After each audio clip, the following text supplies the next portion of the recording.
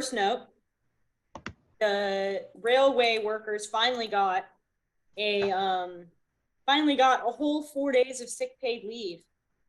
And it's a whole 4 days. You know what they were asking for, Marcel? They were So, asking for 7. Yeah.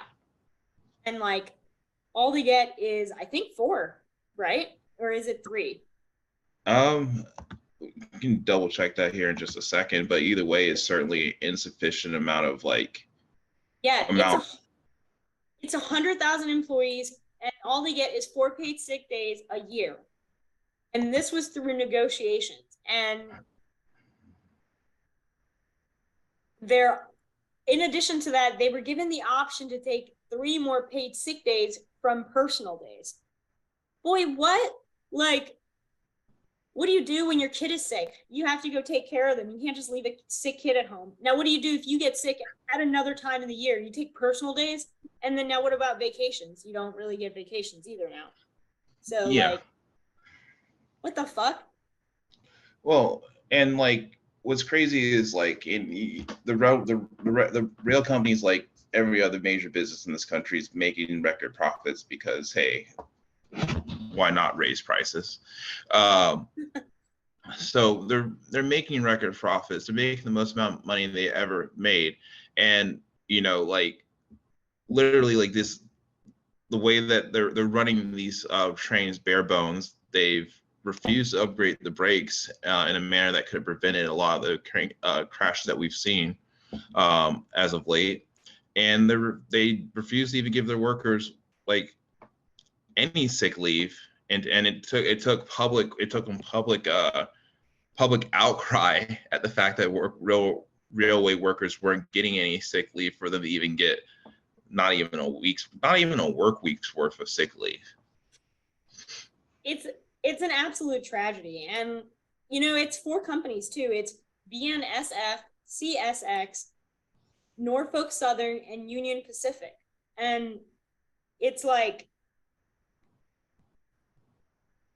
CSX was the first to grant paid sick leave to several of its unions, and it's now granted sick days to 61%. So that's not even all of them, guys. That's not even the whole 100,000. And Mm. like Union Pacific granted 50%, nearly. It's 47. Norfolk Southern granted 46%.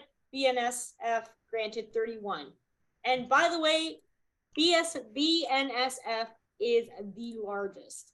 So what the fuck? They have the money. That they like transportation is very valuable in any country. So don't tell me that you can't afford it. You can't afford it, then maybe you shouldn't be open. Yeah, well, and that's the thing is that it's not they can't like 100% can't afford it, but like this is the country we live in right now, where you have this small class of greedy rich assholes, and in my opinion, idiots, because this isn't very like doesn't seem like this does not seem like a smart decision to be making, but like when you like they just basically fill in their own pockets. They don't care who gets hurt in the day. Like it's incredibly sociopathic economy, I guess you could phrase it as.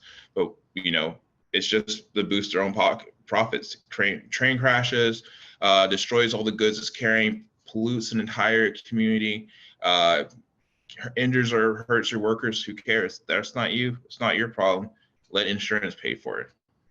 Hey, but And it's like, what about those communities that were polluted? What about like all the people that were hurt in that situation? What do they fuck them. get out of that? Nothing. Fuck. They get absolutely fucking nothing. Yeah, I mean that's the attitude. Fuck them.